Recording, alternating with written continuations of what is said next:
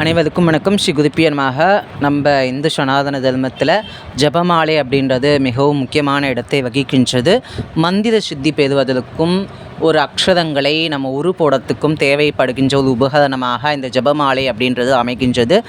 ஜபமாலை அப்படின்றது ருத்ராட்சம், ஸ்படிகம், தாமரை விதை, துளசி, கருங்காலி, செங்காலி போன்ற தெய்வீகமான பொருட்களிலிருந்து நமக்கு 108, 1008, 216 அப்படின்ற எண்ணிக்கையில் நமக்கு அமைகின்றது.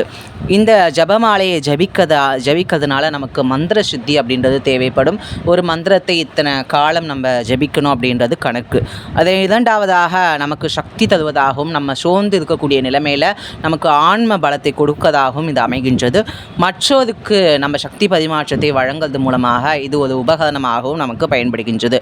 மேலும் இத்தனை ஜபிக்கும் பொழுது நம்ம மனதில் இருக்கக்கூடிய அந்த பக்தி அப்படின்றது மேம்படும், ஆர்வம் உத்வேகமும் அதிகப்படுத்தும். நன்றி, வணக்கம்.